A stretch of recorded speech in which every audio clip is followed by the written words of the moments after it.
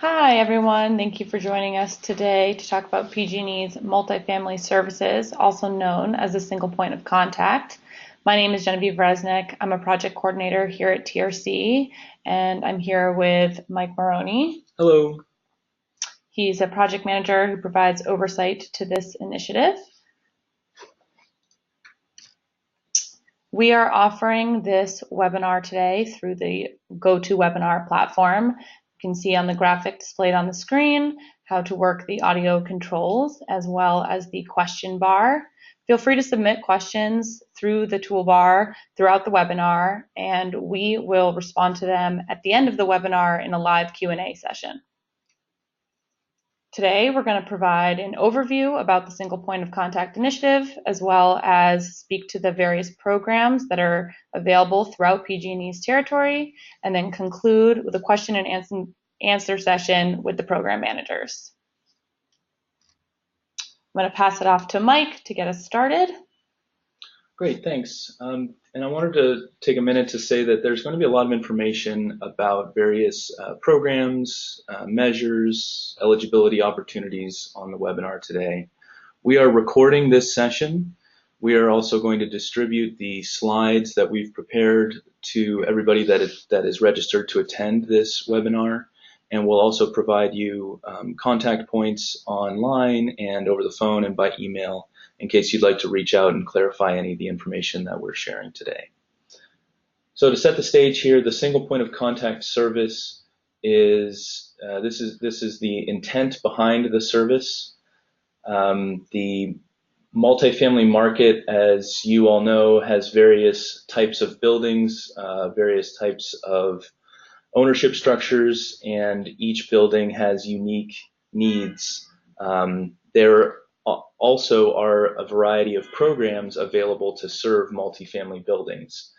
The point of the single point of contact is to help multifamily building and multifamily projects connect with the right programs that can meet their needs. So whether it's looking for help with electric vehicle charging, or with whole building retrofits, or with loans or low-income assistance, or a combination of all of those various measures.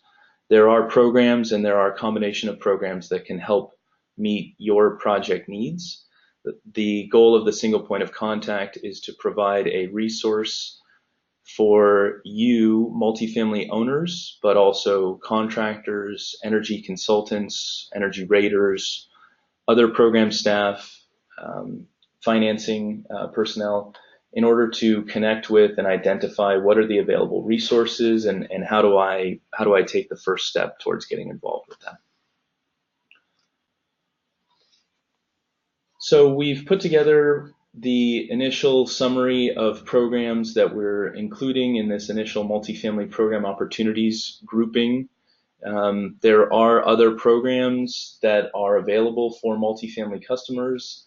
These are the programs that we're going to focus on in three separate categories. So low income and loans addresses programs that serve primarily low and moderate income residents, but also building owners that serve these residents, as well as loan opportunities. Standalone upgrades are programs which are designed to provide individual measured treatment, and we'll get into what that means a little bit more. And then the last category of program opportunities is whole building programs, which requires projects, or which serves projects that are planning to do multiple retrofits in one project. And what we're going to do next is step through each of these program opportunities and give you a little bit more detail about each of the programs. And we will start with the low income and loans programs. And for that, Genevieve will walk you through the programs. Okay, great. Thank you, Mike. So this slide shows a little bit more information about the three programs that I'm going to speak to. The Energy Savings Assistance Program and the Moderate Income Direct Install Program are both direct install programs that focus mostly on resident benefits or in-unit work. And then OnBill Financing is a loan opportunity for multifamily customers. So the Energy Savings Assistance Program is PG&E's largest direct install program that targets very low income residents. We can help you understand whether or not your residents are meeting the income requirements for this program, and also set you up with a program contractor who will come to your site, do a site assessment to determine what can be installed, as well as educate your residents about energy efficiency and what has been actually put into your units. And currently this program is only available for in-unit work, but coming soon there will be a common area treatment available for deed-restricted properties. The Moderate Income Direct Install Program is pretty similar to the Energy Savings Assistance Program. Your residents must meet one of those 4 requirements that are displayed on the slide. And this program targets residents that make slightly more money than very, very low income residents. And this program can be used as a standalone program. So if your residents are meeting any of those requirements, or as a sister program to the Energy Savings Assistance Program. So if you have some residents that are meeting the income requirements for one offering and other residents that are meeting the brackets for the other program, we can help you combine those efforts so that your entire building can enroll and that you are receiving assistance from one contractor to go through both programs. And lastly is PG&E's OnBill Financing opportunity. They've just extended this offering to multifamily customers. This is a financing opportunity that will be paid off directly on your PG&E bill. So the loan repayment is minimized to impact your energy bill and is paid off on the bill.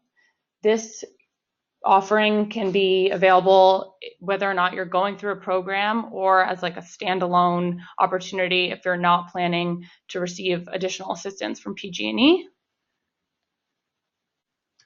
And this table just sums up some more program information and concludes my portion, and I'm going to pass it back to Mike to speak about the other programs. Thanks. So if you have any questions about low income or loans programs, we'll be taking those at the end, so feel free to raise your hand or chat to us if you have questions clarifying any of the information that we're presenting. We're going to move next into the standalone energy upgrades section of programs. And to give you a brief overview of what we're talking about, we have the PG&E California Solar Thermal Initiative program. This provides incentives, attractive incentives for water heating, solar water heating. So solar water heating is a solar panel like you might be familiar with for a solar PV panel that makes electricity. But this system helps reduce the cost and the energy needed for domestic water heating. The Cooling Optimizer program is a HVAC tune-up, but also provides other building tune-up type activities in multifamily buildings, primarily focused in the Central Valley. The PG&E Electric Vehicle Charge Network program is an electric vehicle program for multifamily customers. It's also available for workplaces, but we're focusing on multifamily today. And we'll talk more about that program. And lastly, in the standalone upgrades, we have the PG&E SelfGeneration Incentive program, which provides incentives for renewable or non-renewable generation technologies for multifamily buildings. So firstly, the California Solar Thermal Initiative. This is a statewide initiative, so available to customers throughout California, but this service offers an incentive to offset the cost of the solar collector, as well as all of the other components needed to make a solar thermal water heating system work. So you see in the bottom right the graphic with the bullet points 1 through 4. Number 4 is typically your existing water heater. So that water heater, you can tie into an existing water heater, and points 1 through 3 are covered and supported by the program. And this system will help reduce the amount of energy and therefore the cost to the building owner of producing hot water for tenant use.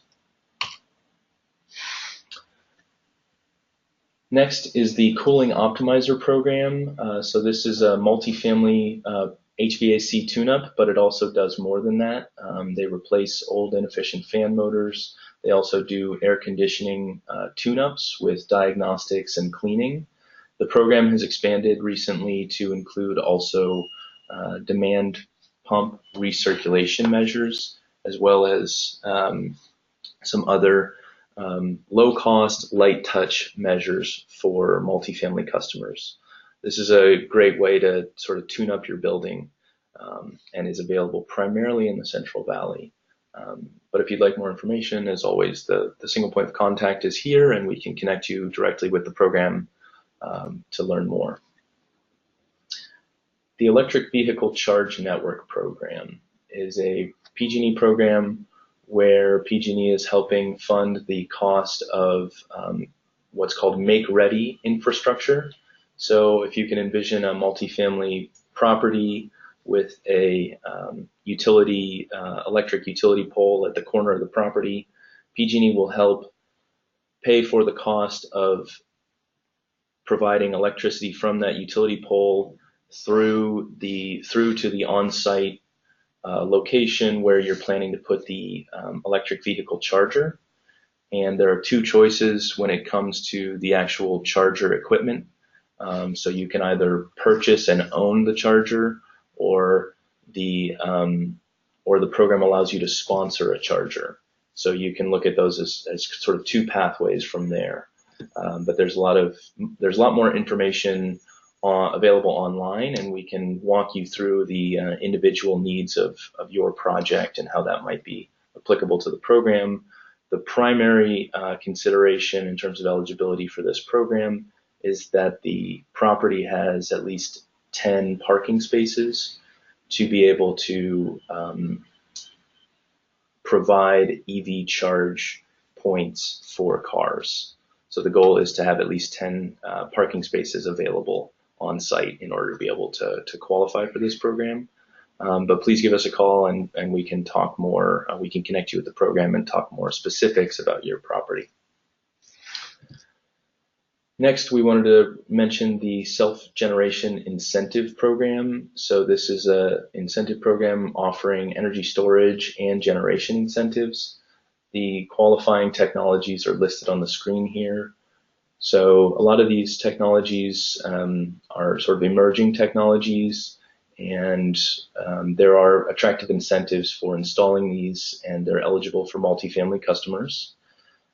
If you need more information about how each of these technologies might be installed, the size, the infrastructure requirements, whether or not your property is suitable for some of these technologies, best to get in touch directly with the source of the information, and we can help facilitate that conversation.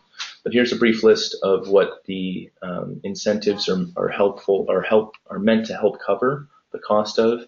And one point to make is advanced energy storage does include battery storage, so power walls and other types of in-building battery solutions are eligible, and reach out to the program or reach out to the single point of contact, and we can connect you to the right resources to learn more.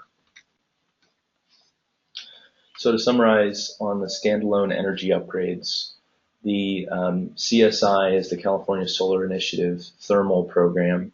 This is eligible for retrofit and new construction buildings. It provides solar water heating incentives, and the program is eligible for all multifamily projects. The Cooling Optimizer program is just eligible for retrofit projects. There are no-cost tune-ups, fan control, and fan motor replacements. The EV Charge Network program is eligible for new construction as well as retrofit, and PG&E helps with the quote-unquote make-ready infrastructure, as well as helping to offset the cost of purchasing a charge point. The incentives for this program do increase and are more attractive for disadvantaged communities. We didn't put that detail onto the slide here, but if you'd like more information about the details, please reach out and let us know, and we'll be happy to fill those in. Or, as I mentioned before, we'll be taking all questions at the end and happy to get into some of these details right here on this presentation. And lastly, on this section is the Self-Generation Incentive Program. So this is eligible for retrofit and new construction programs, covers renewable and non-renewable technologies. The incentives, there's a range of incentives available depending on which technology, and this is eligible for multifamily customers. The next category of programs that we wanted to cover is what we're calling whole building programs. The consistent point among all of these programs is that there needs to be more than one measure installed. So that's why we're calling it whole building programs, separating it from the standalone programs. So with each of these programs that we're going to talk about, there's an opportunity to coordinate a bit of a larger project scope of work through these programs. So first on the list is the Bay Area Multifamily Building Enhancements Program. As is evidenced by the title, this is available for all Bay Area, the 9-county Bay Area service territory. The program offers incentives at $750 per unit with no cost energy consulting. Multifamily Upgrade Program is a whole building program that's available throughout PG&E service territory and offers incentives that start at $400 and range up to $3,000 per dwelling unit. The Low Income Weatherization Program is actually a statewide program. It is eligible for properties that are located within a disadvantaged community, and for tenants and for properties with tenants that are qualified as low income. And the incentives are, they cover 30 to 80% of the energy efficiency measures, as well as the solar PV installation. And lastly is the Multifamily New Homes Program. This is a new construction multifamily whole building program where the program offers incentives for projects that agree to design their property to exceed California's Title 24 Energy Code. So to get into more details on each of these, the Bay Area Multifamily Building Enhancements Program offers no cost consulting, cash rebates, as well as access to financing. There are numerous case studies available on the online that can help to explain what the opportunities might be. Also, we've provided here what the 9 Bay Area counties encapsulate. So that's Sonoma in the north and Santa Clara in the south. And you can see the map on the screen there. So reach out to us at the single point of contact or directly to the Bay Area Multifamily Building Enhancements Program, and we can provide a link for you to reach out and learn more about whether or not your property is located within this territory and whether or not it's eligible. Multifamily Upgrade Program is a whole building energy efficiency program. So all of these programs in this category are whole building programs. So I'll speak to the nuance, a couple nuances here between the two programs, or between all of the programs. So the Multifamily Upgrade Program serves all properties throughout PG&E service territory. So it's a broader service territory than the program we just spoke about.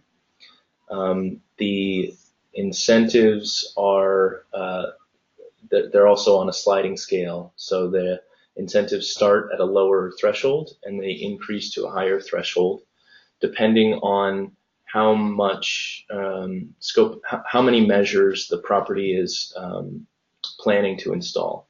So with more measures, the program offers a higher incentive.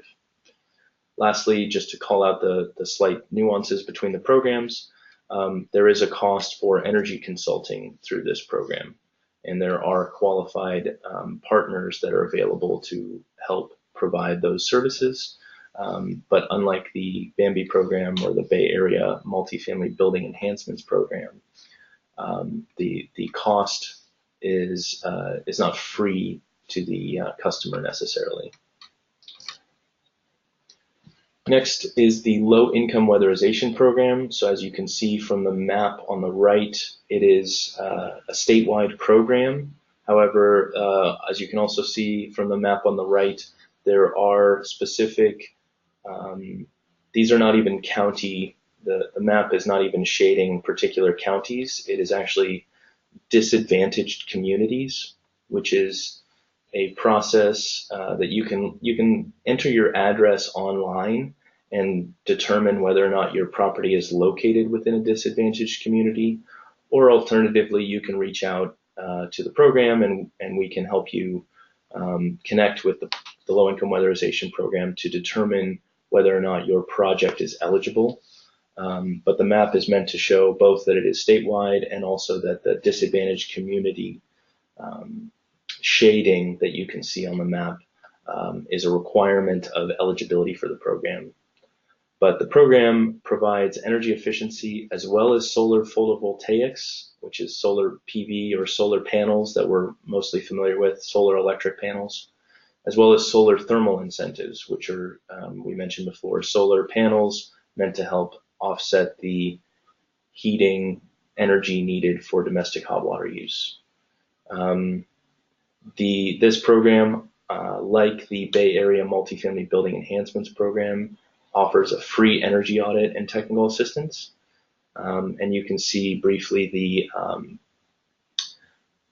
process listed on the bottom of this slide. So first step is to submit an interest form and continue on with the program from there. Lastly, in the whole building section, the California Multifamily New Homes Program. This is just new construction. This program is for customers throughout PG&E service territory. This program offers incentives for customers that exceed the Title 24 Energy Code by at least 10%, and it is also on a sliding scale. So the more energy savings designs put into the buildings, the more incentive is available. Also, this program offers a design charrette incentive to help offset the cost of designing these new features. So you can reach out and we can connect you with the right resources to learn more about this program. If you have any multifamily new construction projects that are in development or ideally even in the planning phase, would be an ideal time to get in touch with the program. Okay, to summarize the whole building programs, we started off with the Bay Area Multifamily Building Enhancements Program. That's a retrofit program with measures, multiple measures covered. So this is the main distinction between whole building and standalone programs. All of these programs, as you can see on the screen, multiple measures are covered. That doesn't mean that you need to install all of these measures. That just means if you've got a plan to install more than one measure, there's more opportunity through a whole building type program than through a standalone program. You can see that the incentives the incentive range is not a range, it's just one number. So for all properties that go through this program, you can receive $750 per dwelling unit. There is financial assistance and free energy consulting, and properties are enrolling now for 2019. The multifamily upgrade program was the next program we covered. You can see the measures are very similar. The incentive range, though, is slightly different. So there is a range of incentives available through the multifamily upgrade program, depending on how many measures are installed. And also the multifamily upgrade program covers all of PG&E customers. There is financial assistance available combined with the OnBill Financing program that we mentioned earlier. as well as technical assistance through the program. Funding is available and projects are able to enroll now for 2019 if you're interested. The Low Income Weatherization Program is the program we mentioned. Again, very similar measures covered, except for the solar PV panel is one additional measure that's covered by the Low Income Weatherization Program. The program offers a very attractive incentives covering a bulk of the cost of work for the measures installed, and includes solar PV as well as solar hot water. The program is eligible only for properties that are located within disadvantaged communities and or properties that are housing significant population of low-income tenants. The program offers free property assessments, design assistance, as well as sort of construction management or contractor coordination. 2019 projects can't quite enroll now, but if you're interested in the program for 2019, reach out and we can connect you with the program so that there's that you can be kept up to date on how the program is unfolding. In California, Multifamily New Homes is a new construction program offering incentives for design measures that exceed Title 24. And the incentives are up to $110,000 per project. And as I mentioned earlier, there's an incentive for design charrette, which means if you've got an early stage planning for a project, reach out to the program and let us know, or connect with the program so that you can be eligible for this design charrette incentive. And the purpose of that is to help you identify what measures are most cost effective to achieve the performance that you're looking for. Okay, we've covered the 3 categories of programs, and we have 2 more programs that we wanted to mention. Firstly, we have the Automated Demand Response Program. So demand response refers to a program where the customer agrees to reduce the electric use in the building at a particular time of day throughout the year. That's different from all of the other programs we've talked about are focused on energy efficiency. So the nuance there, we'd be happy to talk more about the nuance there.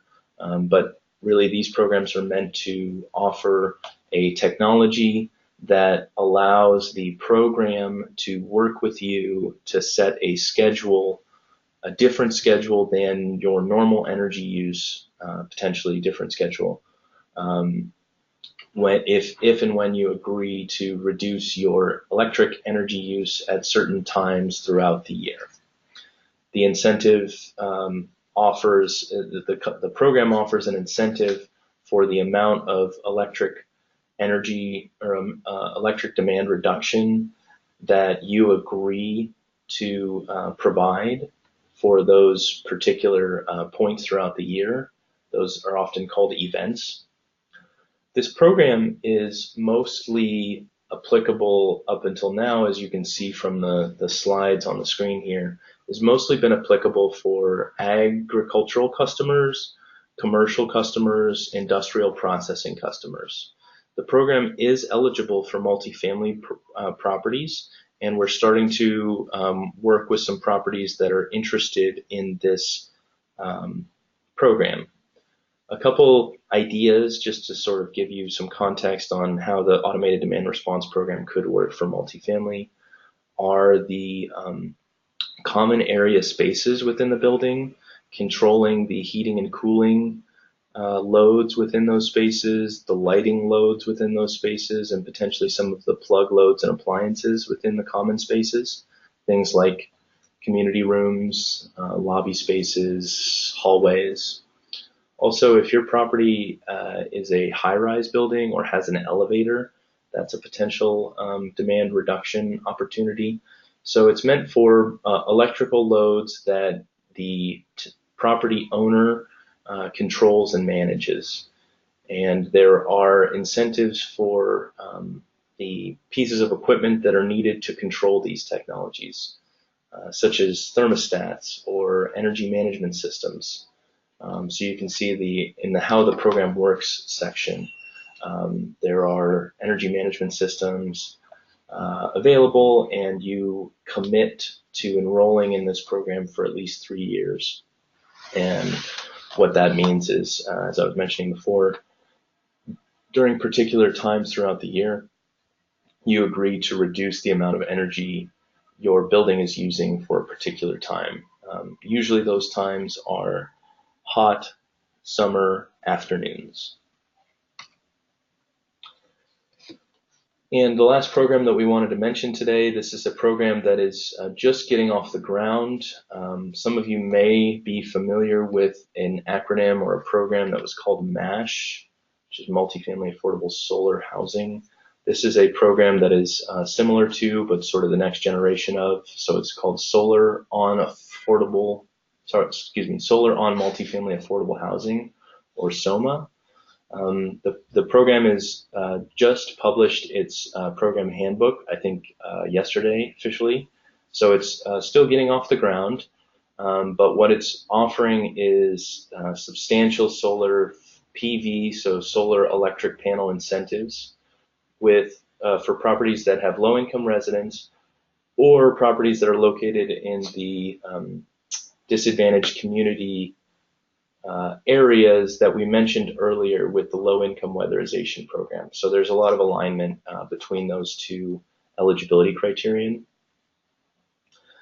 This program also has a focus on resident benefit and resident engagement, as well as workforce development. So if you're interested in more information, please let us know in the survey that you will see at the end of this webinar, or please reach out to us and we will make sure that you are on the list to engage the SOMA team during a workshop on July 12th. So there's a workshop coming up, and this program is planning to get underway based on feedback from that workshop. And as I mentioned, the handbook was just published yesterday. So this is a program that's just being launched, and a great opportunity for low-income residents or properties located in a disadvantaged community to receive substantial solar PV incentives. So with that, I'll turn it back over to Genevieve. Is there anything else to mention on the SOMA program? In regards to SOMA, I just encourage interested parties to check out that workshop on July 12th if they have any handbook feedback for that team. And before we transition over to the question and answer portion of the webinar, I just want to say we've obviously covered a lot of material today, and we're hoping to get through all of your questions today, but the single point of contact is obviously here to keep fielding these requests and inquiries as you have them, so please reach out if you are in need of more assistance. And lastly, all of the investor-owned utilities are providing a similar service as to this, and we are happy to connect you with those representatives in the other utility districts as well. Great, thanks. So you can see the website that we have listed here on the bottom of the screen, and that's a snapshot of what that website has available to you in order to reach out and connect. And we're going to move into the question and answer portion of the webinar, and we have a number of questions that have come in. So what we're going to do is start to handle these questions ideally in the order they're received, and we're going to be potentially unmuting some of the other panelists to speak to some of these questions. So first on the question list, we have sort of a statement: I would like more information about low-income housing financing programs. For more information about anything we presented or any programs throughout the state, frankly, that was something I also wanted to mention.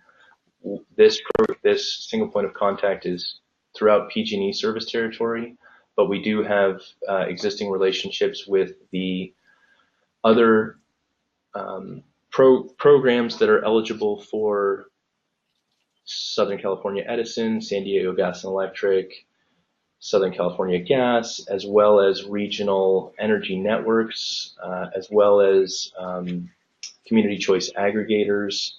So regardless of who your utility provider is or your CCA, such as CCAs throughout the service territory, we will be happy to connect you with those resources, or you can reach out directly to us, and we'll try and route your contact information to the right people, as well as to get you connected to the right contact information.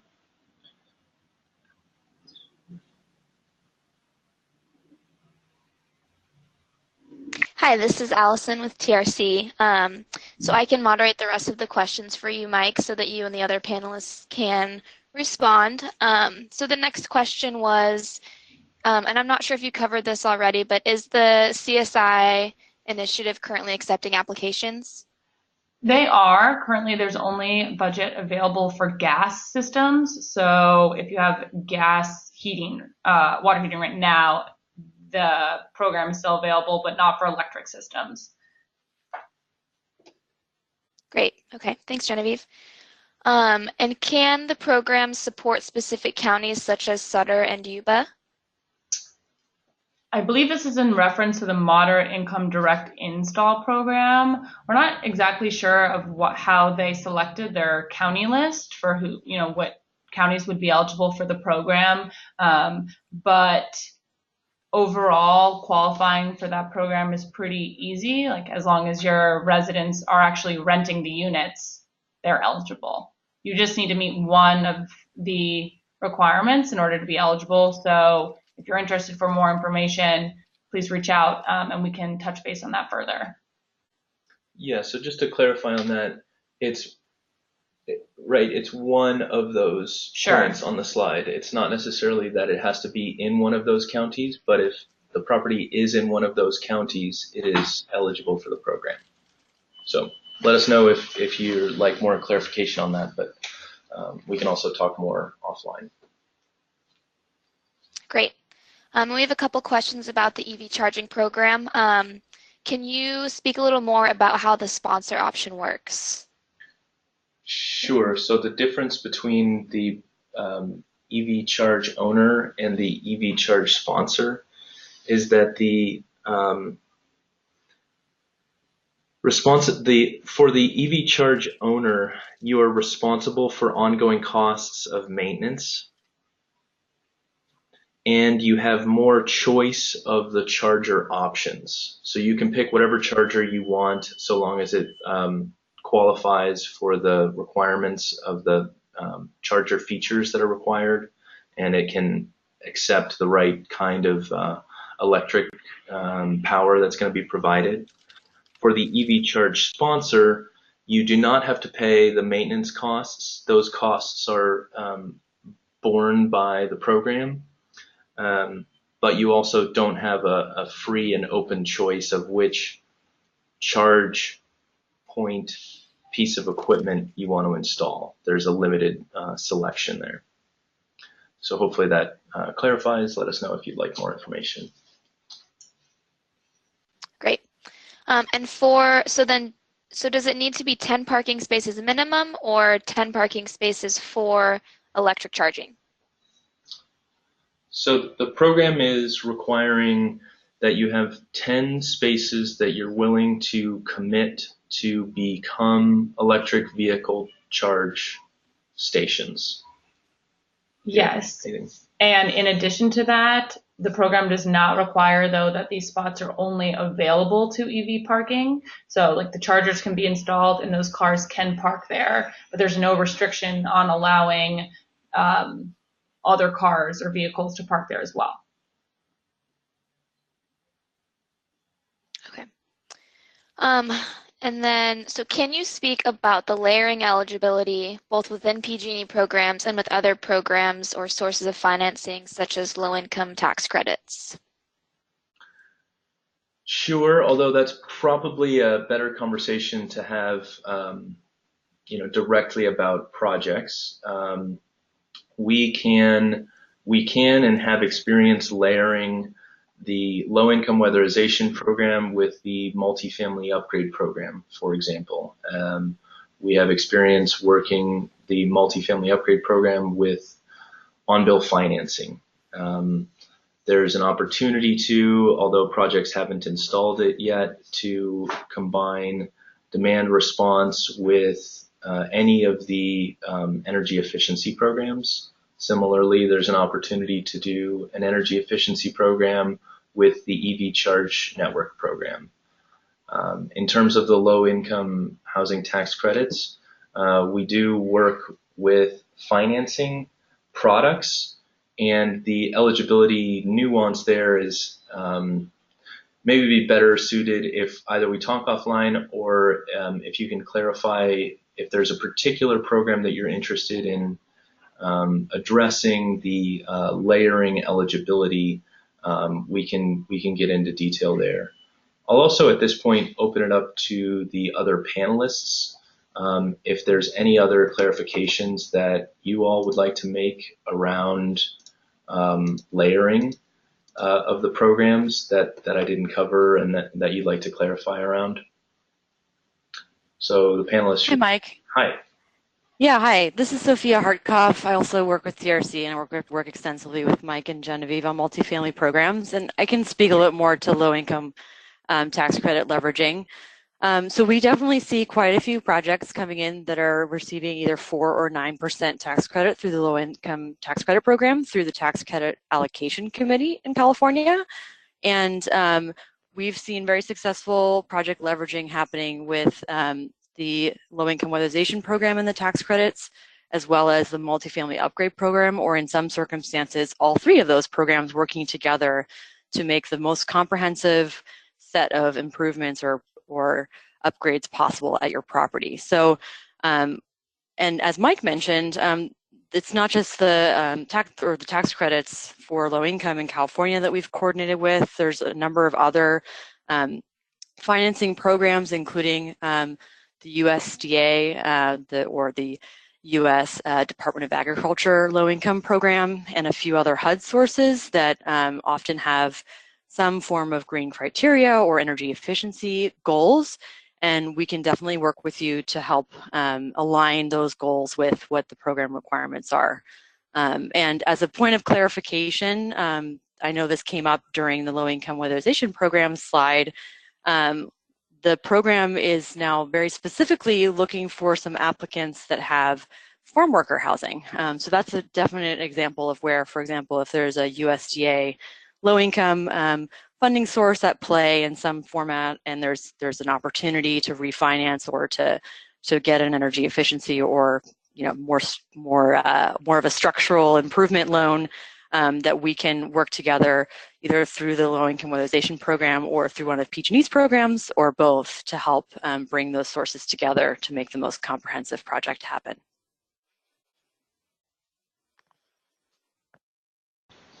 Thanks, Sophia. Any of the other panelists, do you want to clarify on any of those points? Okay. Let us know if you'd like more information. So the next question is there a dollar cap on the California Multifamily New Homes Program? This is Allison Whitwer, and I actually work on this program, and there is no cap on the amount of incentives you can redeem for participating in that program. Next question, are there incentives to do fire hardening or other natural disaster preparedness, such as recladding, using non-combustible siding, non-combustible insulation, or retrofitting vented attics to unvented? So there's going to be a lot of answers to this question. I'll take the first stab at it. So we are running a program, just to mention off to the side here, we are running a new construction program for the customers that were affected by the North Bay fires. So there is a new single family and multifamily new construction program with incentives eligible for rebuilding, the North Bay Rebuild Program or the Advanced Energy Rebuild Program. So that's for new construction, specifically to address that, that issue. In terms of the whole building programs, so to remind you, that's the Bay Area Multifamily Building Enhancements Program, the Low Income Weatherization Program, and the Multifamily Upgrade Program. The incentives are meant to offset energy efficiency specifically. That being said, we're happy each of these programs is able to adjust the incentive available for your project or the treatment available for your project, depending on what work is being done. So it's able to adopt and adapt to the fire hardening cladding that you're doing. Potentially there's some insulation replacement happening as part of that cladding and replacement. And the energy efficiency portion would be documented and incentivized through some of the individual measure programs or the in-unit programs. Genevieve, do you want to clarify on what's available? Sure, and just to add about the Advanced Energy Rebuild Program, for more information on that, you can also reach out directly to Sonoma Clean Power. Through their website, you'll find the application information as well as more specific program information for that offering. And some of those other measures, such as attic vents and insulation, the Energy Savings Assistance Program can provide assistance for low-income residents as well for some of those measures. So it really depends on the program, but let us know if you'd like to talk more specifics, or again, any of the other panelists, if you'd like to clarify on some of the other some of the other programs, what are available for fire hardening. Great, thank you, Mike. Next question, how can we become a certified contractor for the multifamily upgrade program? To become an approved contractor for the multifamily upgrade program, you can reach out directly to me by either calling the 866 number that you see on the screen, send an email. Either of those will reach me and we can get you started on that process. Great. I understand that the low-income program requires individual door-to-door tenant income verification. Is that the case, or is there a streamlined process to collect income data through the property owner or manager? There is actually now a more streamlined process. Please reach out to us either via email, an interest form, or call, and I can get you started with the form to do that. Just to reiterate, this form is now designed to remove the resident certifying that they are making those income requirements, and allows for your building to enroll in the program with a little bit more ease, and it's a little bit more private for your residents as well. Great. Next question. I'm familiar with a few other programs that support multifamily customers that were not covered today. Will this service add other programs as they are identified? Yes. And if you have questions about other programs already, please reach out and we'd like to help you coordinate with those as well. Yeah, a couple examples of that are the Auto Demand Response Program and the SOMA program. Those are two programs that are not part of what you're going to see when you visit the Single Point of Contact website, but they will be added to the website and incorporated into future information that we distribute as part of this service.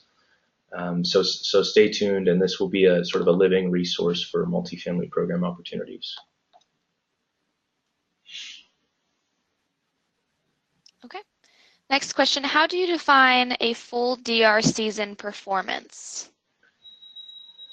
So, okay, so the program, the demand response program requires that you agree to a target of demand reduction and that you agree to meet that demand reduction expectation for at least 3 years. The demand reduction target is set based on a thorough energy use review of your property that's done through the program. So they will work with you to customize what the demand response expectation is for your particular property based on your current usage patterns and your demand and the demand in your building. And then I guess on the season performance perspective, the program will call what they call qualifying events at particular times and for particular hours of particular days throughout the year. And you will be notified of those events and asked to comply with the program by reducing the amount of electric use in your building during that period of time. Thanks, Mike. Is there any cash collateral required as part of an application for the DR program? So it depends on what measures are installed. So the program has a qualified eligible incentive list for things like smart thermostats and energy management systems. And there are some of the incentives cover the full cost, some of the incentives cover part of the cost. All that being said, when you apply to the demand response program, if you have an energy management system or if you have other communicating technologies already installed, you can simply enroll in the program and address the energy reduction without needing to install any qualifying equipment. If there's anybody on the panel that would like to clarify anything around the demand response program, please jump in. Otherwise, we're happy to follow up also offline and talk more specifics about your project and connect you with the right resources. I do have a clarifying question about the DR program. Is PG&E's peak day pricing program a part of the automated demand response program? So in order to layer them, I believe there are a few options, and we can talk about that with the program team if you reach out to the single point of contact about your specific project. Okay, great. I have a couple SOMA questions for Nick Durr. Can the SOMA funds be bundled with solar projects done under LIWIP?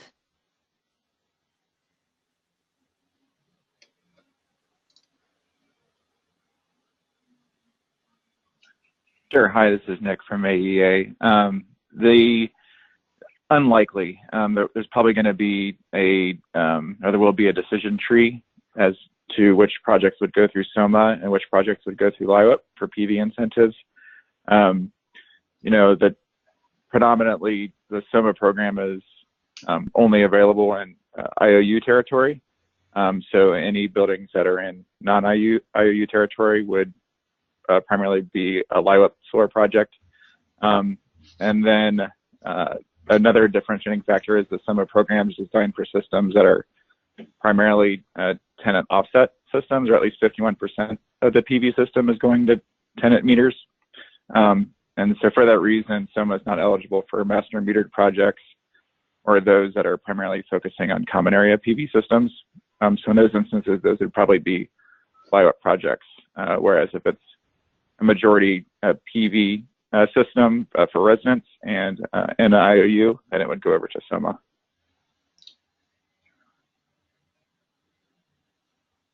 Great, thanks, Nick. Next question about SOMA is whether this is a retrofit and new construction program.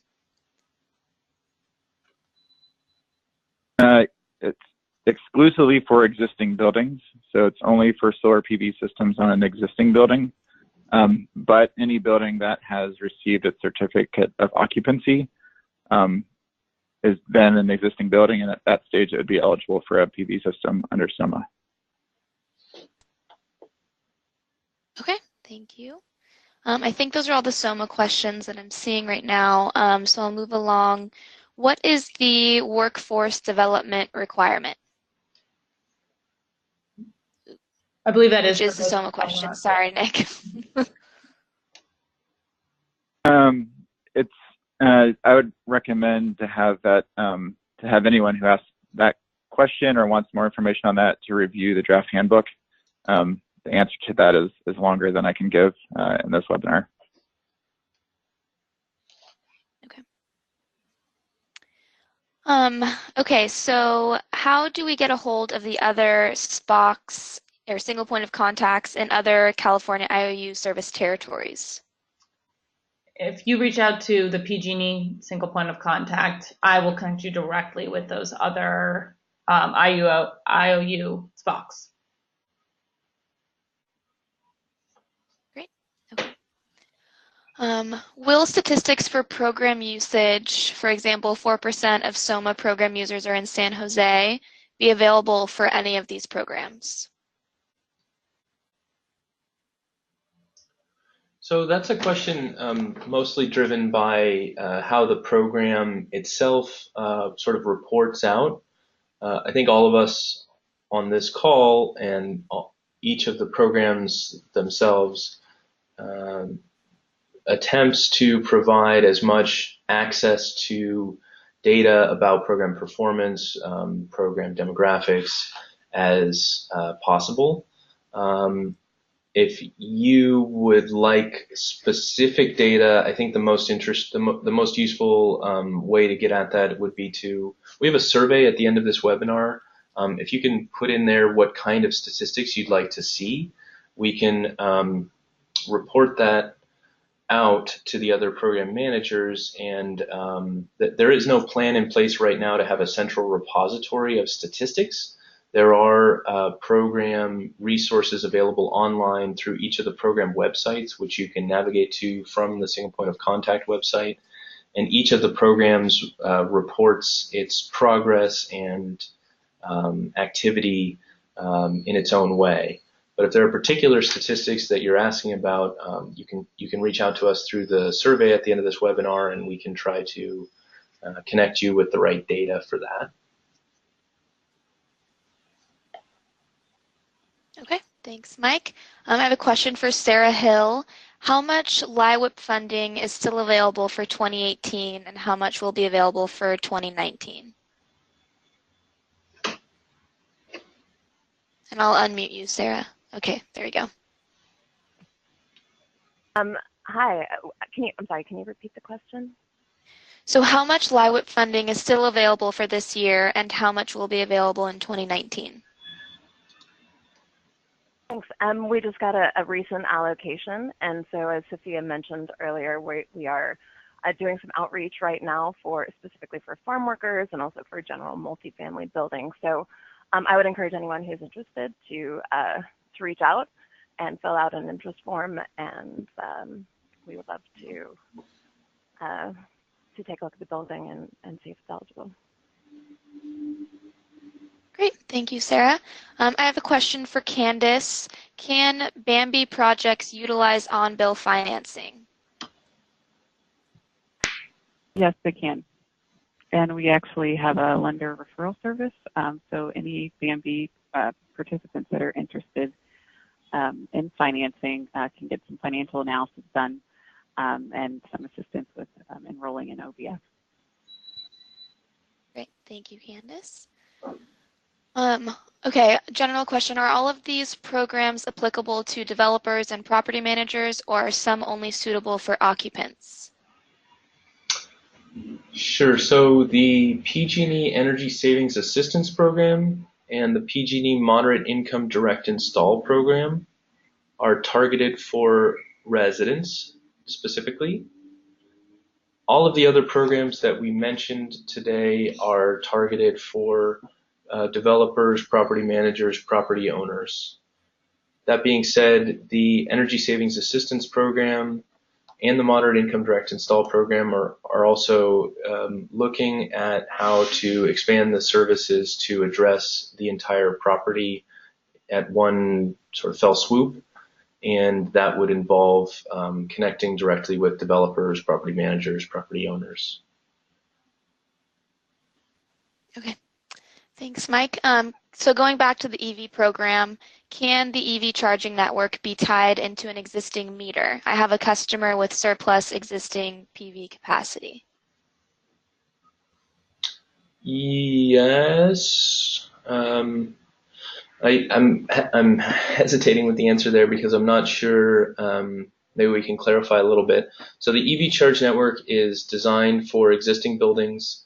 It is designed for retrofit applications, but tying into an existing meter is a little bit of nuance there. So what happens with the program is PG&E, because these EV charge network charge points require a different voltage than what's available in the building, they actually pay for the infrastructure cost to run higher voltage lines directly from the nearest substation to supply electricity, the right type of electricity for the EV charge point. So when you say can it be tied into an existing meter, it can be installed in an existing building. The infrastructure necessary to provide electricity to that EV charge point is going to be installed as part of the program service, and therefore it's sort of a individual project decision around how the electricity is supplied and where it's tied into the existing infrastructure of the property. Hopefully that clarifies, or maybe we can talk more specifics. If there's any clarifying questions you want to ask, please reach out. Thank you. What are the prerequisites or necessary conditions needed to get technical assistance on programs? Sure. So let's see. The single point of contact can help you identify whether or not a given property is eligible for technical assistance through the various programs. Each program is a little bit different, and each program will go through some kind of sort of pre-screening process to determine whether or not your property is eligible for service and what kind of service that might be. So, for example, the cooling optimizer program that we discussed is primarily eligible for customers in the Central Valley, so that's a location-based prerequisite. The low-income weatherization program is available throughout the state, but requires that residents be low income, be registered or reviewed as low income residents, and or that the property is located in particular disadvantaged communities. So the prerequisites, necessary conditions are nuanced and varied for each of the programs, and that's part of the impetus of this service, the single point of contact, is for us to try to help you navigate to which of the programs can provide service for your given property. That is also to mention that each of the programs can help with that as well, and it's sort of nuanced based on each of the programs' targeted treatments. Okay. At what point can I combine the Energy Savings Assistance Program residential retrofits with common areas? Should I approach my direct installer, and where can I find out more about the expanded Energy Savings Assistance Program scope of work? Sure. So the Energy Savings Assistance Program common area treatment is coming soon. The information is kind of getting off the ground right now. The direct installer that you're working with now will not have information about this treatment yet. Some of the details are still being worked out. If you would like more information, please put your name on the list on the survey that we're going to ask at the end of this webinar, and let us know that you'd like to continue receiving updates from this service. And part of that update will be to announce the development of the SOMA program as well as the Energy Savings Assistance Common Area Treatment that's coming soon. If anybody on the panel would like to clarify any of those thoughts, please speak up now. Aaron, you're unmuted if you'd like to clarify on any of those points. Thanks, Mike. This is Erin with PG&E. Yeah, I just would like to reiterate everything that Mike said. The intent is that the common area opportunity will be available in the second part of this year, so it's coming soon. Please stay tuned, but there will be opportunities to combine both the common area measures with ESA later this year. So please sign up for the list and you'll get more information soon. Thanks. Great. Okay, a MUP question for you, Mike. What is the status of the PG&E multifamily upgrade program? How much funding is remaining, and are the audits and construction upgrades still being incentivized, or are all of the funds for 2018 spoken for already? The status is that the program is open. Funds are available. There are remaining funds available. There's no real upper limit on how much funding is remaining necessarily. Although we can say that we have something around $3 million reserved for this year. But we're still enrolling new properties for 2018 as well as for 2019. There are requirements to complete by specific deadlines for those projects. So reach out to us at the single point of contact or to the multifamily upgrade program directly, and we can work with you and sort of clarify for your specific project needs what the program can offer and what's available. Okay, thank you. Can you expand on any programs for domestic hot water, such as boilers or water heaters, and controls for domestic hot water and the gas savings that they provide? Sure. So let's see. On the PowerPoint today, there were the California Solar Thermal Incentive Program. That's the CSI Thermal Program that we referred to. And that offers, for your existing domestic hot water system, a solar thermal water heating system to help offset the cost. All of the whole building programs, the retrofit whole building programs, offer service to upgrade or replace the domestic hot water system, as well as controls. So that's the Bay Area Multifamily Building Enhancements Program. That is the Multifamily Upgrade Program, as well as the Low Income Weatherization Program.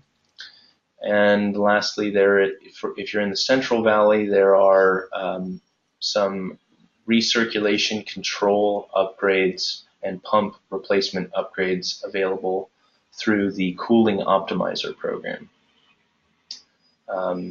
Ideally, the easiest way of getting that question answered is if you just reach out to the single point of contact with your project details. We can route you to one or many programs that are eligible for treating that measure, and specifically where your property is located and whether or not you qualify for low-income treatment or disadvantaged community treatment. Okay. So my next question is the last one that I have in the queue. If you have any other questions, please try and submit them while this one is answered, or you can always follow up with your questions after the webinar. So last question, what opportunities are there for decarbonization of buildings, such as installing electric heat pump technologies? Sure. So the Low-Income Weatherization Program, which is the program that's eligible for low-income residents and or for projects that are in disadvantaged communities, offers attractive incentives for decarbonization. That program is measured on greenhouse gas reduction and therefore able to do some decarbonization activities. The multifamily upgrade program has a limited incentive offering available for replacing gas wall furnaces with electric heat pumps, just gas wall furnaces though. And that's an intent with an intent to reduce the indoor air pollutants as well as improve the overall efficiency of multifamily buildings. And I believe that is the list of programs that offer or fuel substitution. Except, I guess, also to mention that the California Multifamily New Homes does have an all-electric pathway, and there are particular rules and eligibility requirements for that if you're looking at new construction. I'm going to unmute, well, Sarah, it looks like you're still unmuted. I'm going to unmute you as well, Nick, if you'd like to add anything about the low-income weatherization program or any of the other programs that you all run regarding this decarbonization question. I can add something on the SOMA front. In the current draft handbook that's out for public review, although the SOMA program will not provide incentives directly for fuel substitution, it would be an eligible added load to the building, which could be covered by a SOMA incentivized PV system. Thank you. Okay, we did get one more question regarding multifamily farm labor housing. Do they need to be prevailing wage only to be considered? I can take this this is Sarah with AEA. I can take this in terms of the low-income weatherization program, no. You're a little quiet. If you can speak up just a little bit. Sorry, I hope that's better. Yes. I can speak to the low-income weatherization program specifically, and the answer to that question is no. Okay, thank you. Okay, it looks like those are all of the questions as of now. Okay, well, thanks Allison and Genevieve and Nick and Sarah and Candace and Aaron and Ron and Sophia and all of our panelists. We appreciate all of your time today and good questions. If you have any follow-up that you'd like to do, please use the website. Please reach out to us or follow up with us on the survey questions that we've posted at the end of this webinar. So when this webinar closes, if you could please fill out the survey, that would be very helpful to us. And we will provide updates in an ongoing fashion about this service if you're interested in moving forward. Thank you everyone for your time. Yes, thank you everyone for your time, and thank you Mike also for co-hosting this webinar. Okay, bye everybody.